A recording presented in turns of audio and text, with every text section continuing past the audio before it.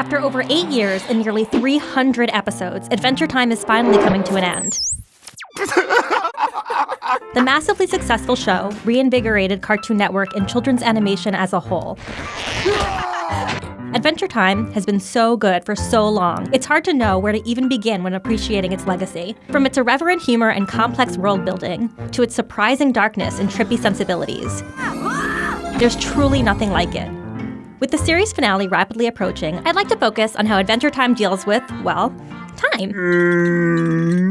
Are you sick? Yeah, I'm pretty disgusted with the whole situation. We're all familiar with traditional coming-of-age stories. They center around a slice of life full of particularly important moments during which a protagonist is forced to face adulthood.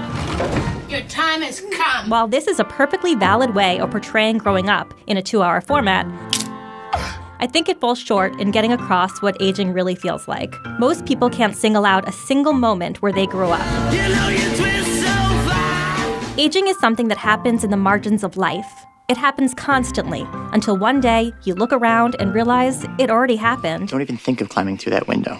You've grown. In order to make a coming-of-age story that reflects this reality, you have to, somewhat paradoxically, find a way to show the parts of aging that you don't notice. This challenge, in a way few shows do.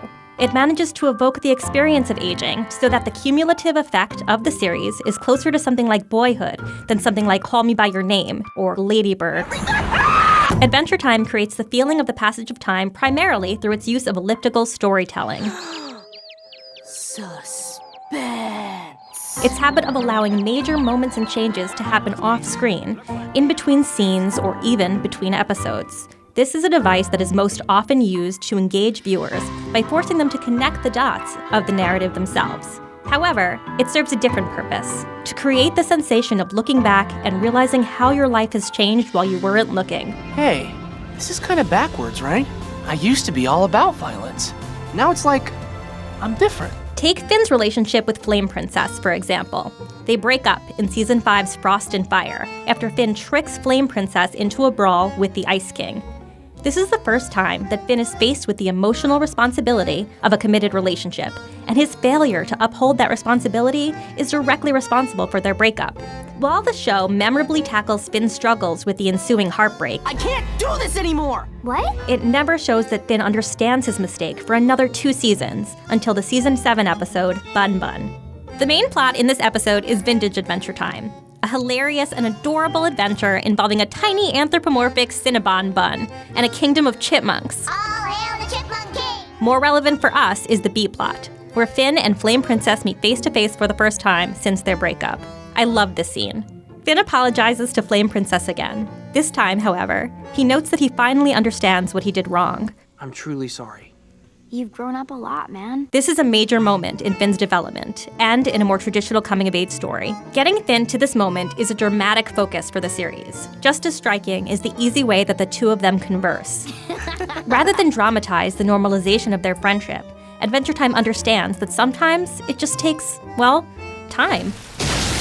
Okay, yeah, that worked. The massive change in Finn's maturity and the maturity of his friendship with Flame Princess happens in the margins of a series that is mostly about tongue-in-cheek adventures through an imaginative fantasy land. In this way, it reflects the reality of growing up, the way major personality changes can happen gradually when you aren't even paying attention. I'm gonna be the best dad ever. This is a device that Adventure Time uses constantly.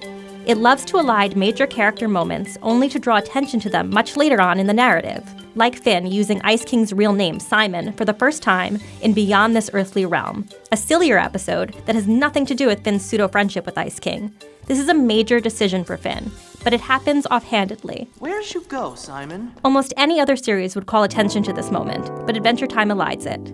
The effect of this decision, and many others like it, is to evoke the feeling of gradual but inevitable change.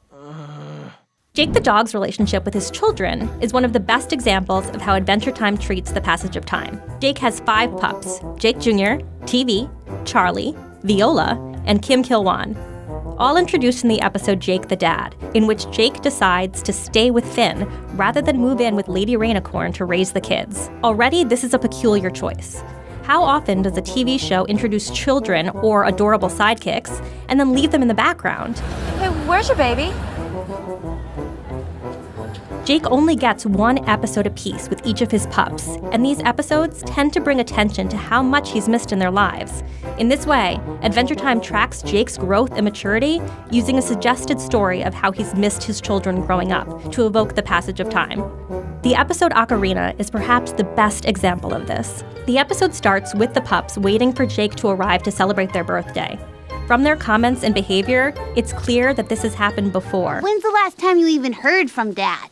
Oh, you know, Dad is distractible. When Jake finally arrives with nothing more than a pile of old macaroni salad, it's the final straw for the most mature of his children, Kil Whan. I bought your treehouse. What? He buys the deed to the treehouse and forces Finn and Jake to put up with 37 new roommates while paying him rent. What I love so much about this episode, and what I think exemplifies how well the show handles time, is that it feels like just one chapter in a years-long push-pull between Jake and Kil Whan. As suggested by the opening scene, this is clearly not the first time Jake has disappointed his son. Jake laments that he knows his son is a jerk.